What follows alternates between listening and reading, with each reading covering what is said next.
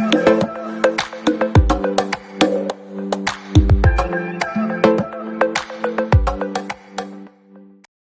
Friends, आपका स्वागत है हमारे आज की वीडियो में। तो आज का हमारा टॉपिक जैसा कि आप देख ही रहे हैं, दी ब्रोगले हाइपोथेसिस। ठीक, पिछले वीडियो में हमने क्या देखा? पिछले वीडियो में हमने देखा मैक्स प्लांक ने क्या बताया कि जो वेव्स हैं उन्होंने उसके पार्टिकल नेचर के बारे में बताया कि जो वेव्स हैं दरअसल वो पार्टिकल्स हैं, लाइट जो है वो पार्टिकल्स है। अब दी ब्रोगले हाइपोथेसिस मैंने क्यों लिखा है? ठीक, हाइपोथेसिस उन्होंने सजेस्ट किया था, उन्होंने जस्ट सजेशन दिया था कि ऐसा भी हो सकता है, मतलब उन्होंने सजेशन दिया कि ऐसा होता है। उन्होंने कोई रूल नहीं दिया अपना, हमें उनका कोई रूल नहीं पढ़ना है, उनका सजेशन पढ़ना, उन्होंने बोला क्या। ठीक, तो पिछले वीडियो में तो हमने देखा कि उन्होंने वेव को, मैक्स प्लांक ने वेव को क्या बताया कि वो पार्टिकल्स है। ठीक, तो देखिए जैसा कि हमने पिछले वीडियो में देखा कि लाइट जो पार्टिकल्स थी, सॉरी जो वेव्स हमने बोल रहे थे हम कब से, जैसे अल्ट्रावायलेट थी। ठीक, जैसा कि हमने पढ़ा जो वेव्स थी हमने उसे पार्टिकल बोला। ठीक, तो और भी ऐसे जो प्रयोग हुए, और भी साइंटिस्ट थे, अकेले मैक्स प्लांक तो थे नहीं, और भी ऐसे साइंटिस्ट थे जिन्होंने क्या बोला कि वो पार्टिकल है। मतलब जैसे अल्ट्रावायलेट वेव हो गई, ठीक, विजिबल रेज हो गई, उन्होंने क्या कहा कि वो वेव नहीं है, वो मतलब बहुत सारे ऐसे एक्सपेरिमेंट हुए जिससे ये मालूम पड़ा कि पार्टिकल है, और मैक्स प्लांक के अकॉर्डिंग वेव हो गया। तो और भी ऐसे साइंटिस्ट जिन्होंने बोला वेव है, तो वेव पार्टिकल। तो इससे क्या डिसाइड हुआ कि जो लाइट है यानी जो भी वेव है वो पार्टिकल है, मतलब वो ड्यूल नेचर वाले हैं। जो लाइट्स है दे आर ड्यूल नेचर। ठीक, समझ में आ रहा है? पता चला मैक्स प्लांक के अकॉर्डिंग तो उन्होंने बोल दिया कि जो पार्टिकल्स है, बताया था ना टीनी पैकेट्स ऑफ एनर्जी फूटते हैं और ऐसा, वो सब बताया, पीछे हो चुका, देख लेना, नहीं दिया मैं डिस्क्रिप्शन में लिंक दे दूंगा। वो उन्होंने बोला पार्टिकल है। लेकिन और भी ऐसे साइंटिस्ट थे जिन्होंने बोला कि नहीं भाई वो वेव ही है। ठीक, तो इससे क्या मालूम पड़ा कि जो लाइट्स है उनके ड्यूअल नेचर है, वो एक वेव की भी है, एक पार्टिकल की भी है। अब डी ब्रोगले हम क्यों पढ़ रहे हैं, तो डी ब्रोगले हाइपोथेसिस क्या है वो भी देखते हैं एक बार। अभी तो आपको मालूम पड़ा ना कि मैक्स प्लैंक के अकॉर्डिंग क्या था कि जो हमने जो भी वेव्स थी उन्होंने उसको क्या कहा कि वो पार्टिकल्स है, और ऐसे साइंटिस्ट थे जिन्होंने क्या कहा कि वो वेव्स है। ठीक, अब देखते डी ब्रोगले ने क्या कहा, उसे देखते एक बार। तो देखिए डी ब्रोगले ने कहा कि भाई आप लोगों ने तो बोल दिया कि ठीक है इलेक्ट्रॉन्स जो है वो पार्टिकल नेचर रखते हैं। ठीक, जो इलेक्ट्रॉन्स है छोटे छोटे है ना, कितने छोटे, बहुत सारे छोटे। उन्होंने यही कहा ना कि जब सब, अभी तक तो यही चल रहा था ना कि इलेक्ट्रॉन एक बहुत छोटा पार्टिकल है, एटम है।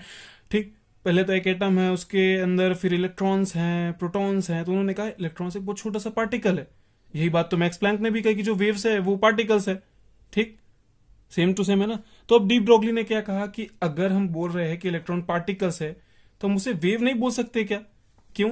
वो देखिए, क्योंकि जैसे मास ऑफ इलेक्ट्रॉन क्या है, इलेक्ट्रॉन का जो मास है बहुत ही कम है, 9.1 × 10⁻34 kg, बहुत ही छोटा सा ना, इतू सा भी, मतलब दिखेगा भी नहीं, इतना है। और स्पीड कितनी है, कितनी स्पीड से चलता है इलेक्ट्रॉन? 2.18 × 10⁻6 मीटर पर सेकेंड, मतलब इतनी स्पीड से चल रहा है भाई। सोचो कितना, मतलब देखा जाए सनलाइट की अगर स्पीड देखा जाए थोड़ा ही कम है, सनलाइट 10⁸ है, बाकी ये सब लगभग सेम है। मतलब सोचो कितनी स्पीड से चल रहा है, मतलब अगर यहां है तो कब यहां आएगा, दिखेगा नहीं। तो उन्होंने क्या कहा, सेम यही चीज डी ब्रोगली ने कहा है कि जब आप इलेक्ट्रॉन को पार्टिकल कह रहे हो तो हम उसे वेव भी तो कह सकते हैं। ठीक है ना, क्योंकि कोई चीज जब इतनी स्पीड से चलेगी तो वो तो वेव नेचर की होगी, है ना? समझ में आ रहा है?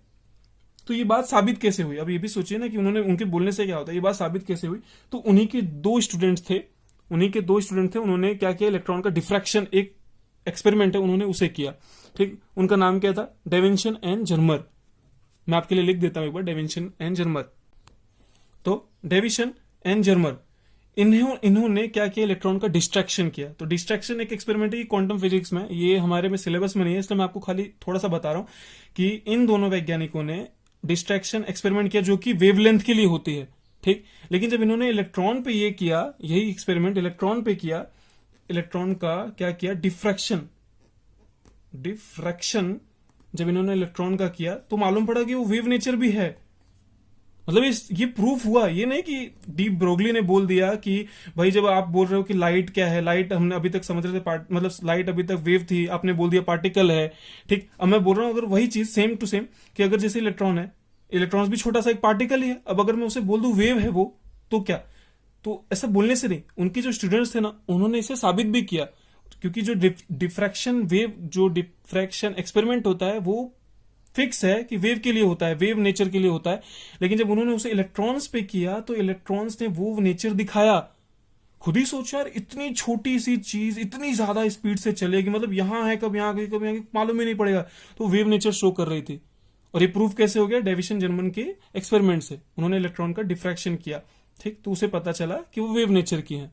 ये बात डी ब्रोगली की हाइपोथेसिस उन्होंने सजेस्ट किया, मतलब उन्होंने बताया जस्ट कि भाई जब लाइट थी, अभी तक हम मतलब उसे वेव समझ रहे थे कि अल्ट्रावायलेट सब, आपने उसे बोल दिया कि छोटे छोटे पैकेट्स है। कोई भी लाइट में अल्ट्रावायलेट ही बोल रहा हूँ, मतलब सारी जो भी वेव हमने पढ़ी अभी तक, ठीक, उसमें उन्होंने बोला कि आप लोगों ने बता दिया, मतलब मैक्स प्लैंक के अकॉर्डिंग उन्होंने बोल दिया कि जब आपने बोला वो पार्टिकल्स है, तो भाई एक तरह से इलेक्ट्रॉन भी पार्टिकल्स है, छोटे से है ही ना। इतना एटम है उसके, तो इतना छोटा सा है, इतना मतलब ये रहा है एटम, मान लो मैं तो बहुत बड़ा बना रहा हूँ, उसके अंदर ये छोटा सा इलेक्ट्रॉन है, इधर सा इधर कहीं घूम रहा है, उसको पार्टिकल बोल सकते हैं ना एक तरह से।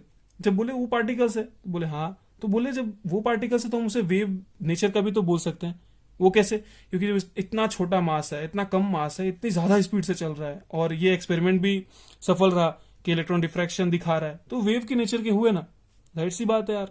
तो इससे ये प्रूव होता है कि जो इलेक्ट्रॉन्स भी है वो भी डुअल नेचर दिखाते हैं। मैं लिख देता हूं, इलेक्ट्रॉन्स, जो इलेक्ट्रॉन है वो भी क्या दिखा रहे? Dual nature. डुअल नेचर कौन कौन से? मतलब वो पार्टिकल भी है, वो पार्टिकल भी है, और क्या है, और क्या है, वेव भी है। दोनों नेचर है इलेक्ट्रॉन के पास। इसे नोट करो, पक्का नोट करो इसे। इलेक्ट्रॉन जो है वो पार्टिकल्स भी है और वेव भी है, ठीक है। अब उनका स्टेटमेंट समझते हैं, उन्होंने एक स्टेटमेंट क्या दिया वो देखते हैं एक बार। तो ये उनका स्टेटमेंट था, पढ़िए। All moving particles has dual nature. सारे जितने भी अब देखिए, कोई भी जब घूम रहे थे, इलेक्ट्रॉन ही था, देखिए नहीं, इतना छोटा सा था, इतनी ज्यादा स्पीड से चल रहा था, तो वो क्या वेव नेचर भी दिखा ही रहा था, वेव नेचर था उसमें। तो उन्होंने फाइनली क्या कहा कि all moving particles has dual nature.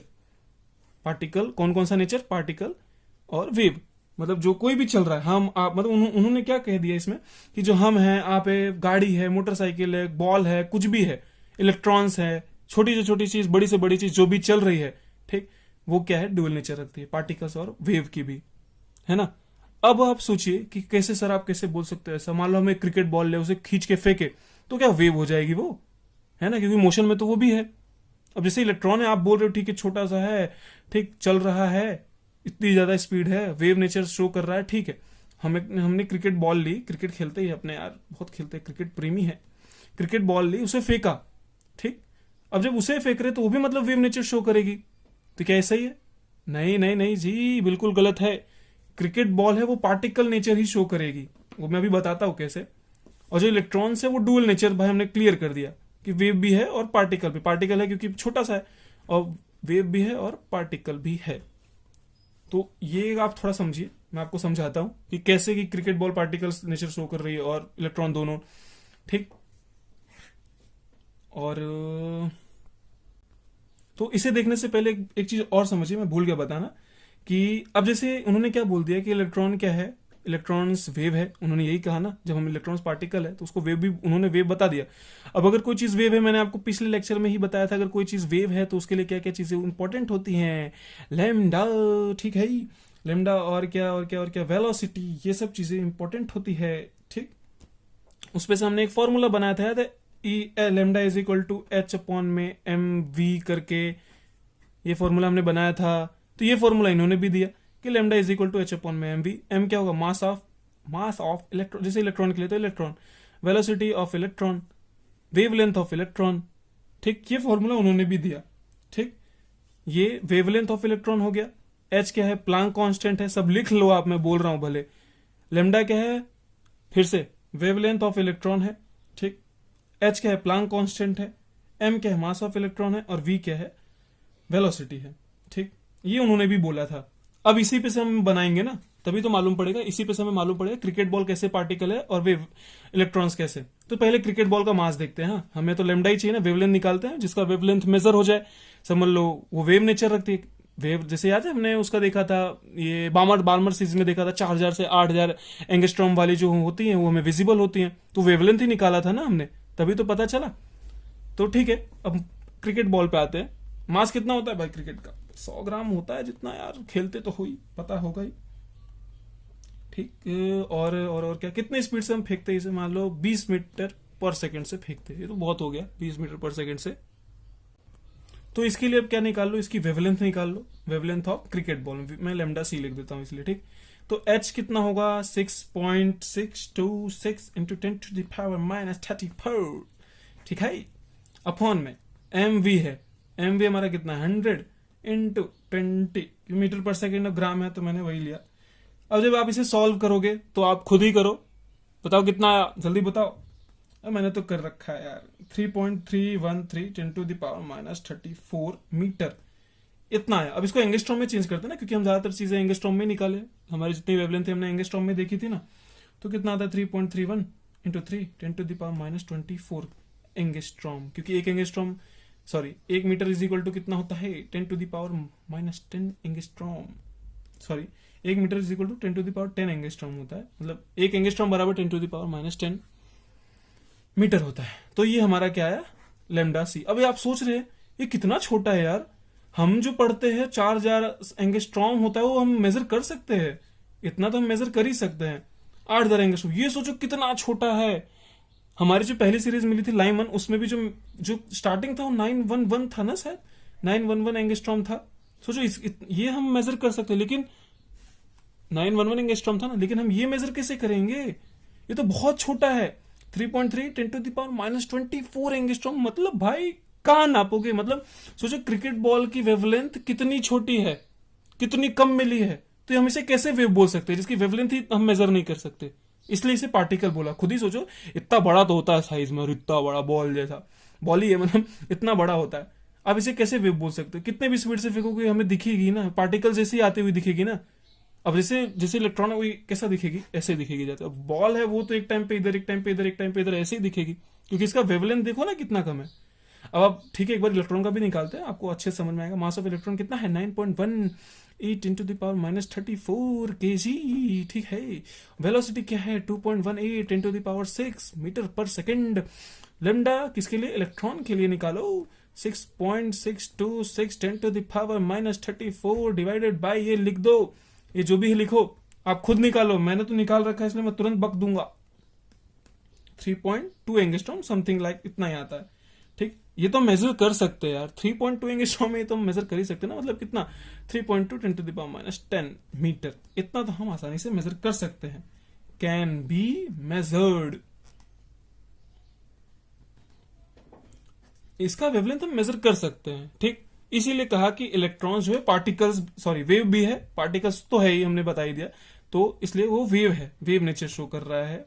Particle भी है, मना नहीं कर रहा, डुअल नेचर मैंने बोल दिया है, लेकिन जो क्रिकेट बॉल है हम उसे वेव नहीं बोल सकते, ठीक, समझ में आना, क्योंकि उसका वेवलेंथ देखो ना कितना कम है, उसको मेजर ही नहीं कर सकते, इसे मेजर नहीं कर सकते, वेरी वेरी स्मॉल है, वेरी वेरी 1000 टाइम लगा लो जितने टाइम लगाना है, ठीक, very very very small, can't measure, सब लिख दो, इसे मेजर भी नहीं कर सकते, ठीक। तो फॉर्मूला तो वही है जो उन्होंने बताया, मैंने आपको दिखाई दिया, h is equal to lambda is equal to h upon में mv। mv क्या होता है पता है ना, संवेग, मोमेंटम, h अपॉन में p भी लिखते हैं लेमडा, ओके। तो ये आ गया। अब आपको समझ में आया ना क्रिकेट बॉल क्यों पार्टिकल है, वो वेव क्यों नहीं है, और इलेक्ट्रॉन क्यों वेव है, क्योंकि क्रिकेट बॉल का जब हमने वेवलेंथ निकाला तो भैया इतना छोटा सा आया है, कैसे वेव बोलोगे यार, और इसका ठीक आया, इसे हम मेजर कर सकते, इसलिए वेव बोला। समझ में, देखो ये वेव नेचर शो कर रहा है, इसलिए इसे वेव भी बोला। यहाँ पे हमें मालूम भी पड़ रहा है ना इतना हम मेजर कर सकते हैं, इतना वेव तो, इतनी वेवलेंथ हम मेजर कर सकते हैं, ठीक। अब आगे बढ़ते हैं थोड़ा, तो आपको इतना समझ में आया ना, ठीक। तो हम क्या कह सकते हैं कि सारे जो मूविंग पार्टिकल है उसके लिए, अब हम अपना निकाले तो क्या होगा, हमारा तो और भी कम आएगा। ये तो क्रिकेट बॉल था, इतना स्पीड से जा रहा था तो इसका इतना है, हम अपना निकाले तो क्या इतना, इससे भी कम आएगा, ठीक। तो इससे ये पता चलता है कि सारे के सारे मूविंग पार्टिकल्स नहीं, जो छोटे हैं, जो साइज में छोटे हैं और उनकी स्पीड बहुत ज्यादा है, वो वेव नेचर शो करेंगे, ठीक। तो उनका अब स्टेटमेंट देखते क्या बदला, उन्होंने बदला अपना स्टेटमेंट, ठीक। देखिए उनका statement, every microscopic moving particle is a wave. Microscopic लगा दिया उन्होंने, ये आप लिखना, अगर डिफिनेशन है तो माइक्रोस्कोपिक लिखना, क्योंकि सभी की सभी नहीं। अभी हमने देखा कि जो जिसका आकार बड़ा है, जो थोड़ी कम स्पीड से चल रहा है, उसका कितना कम वेवलेंथ है, तो कैसे वेव नेचर शो करेगा, और इलेक्ट्रॉन शो किया, ठीक। तो every microscopic moving particle is a wave whose wavelength is given by this, lambda is equal to h upon में mv। लेमडा क्या है वेवलेंथ ऑफ इलेक्ट्रॉन निकाल लो, चाहे जिसका भी निकाल रहे हो उसके लिए। फिर h प्लैंक कांस्टेंट, मास, वेलोसिटी, ये आप लिख लेना। ठीक, समझ में आया? तो इसके अगले वीडियो में मैं आपसे इनसे रिलेटेड कुछ क्वेश्चन कराऊंगा। ये क्वेश्चन नहीं था, ये तो मैंने आपको जस्ट समझाने के लिए बताया। एक दो क्वेश्चन भी है, उसे भी करेंगे। ठीक, तो तब तक अगर आपको ये वीडियो अच्छा लगा हो तो प्लीज लाइक शेयर सब्सक्राइब जो भी है कर दो। और मैंने आपसे ये भी कहा था ना कि बोर वाला भी सब बाकी है, फेलियर, तो वो सब पहले पढ़ो यार। ये सब आपको मालूम तो पड़े ना किधर से आया। आप तो फॉर्मूला देखते हो, रट लेते हो, तो इसलिए मैं बता दे रहा हूँ। ठीक, वो भी बताऊंगा, टेंशन मत लो। तो लाइक कर दो यार। Bye bye.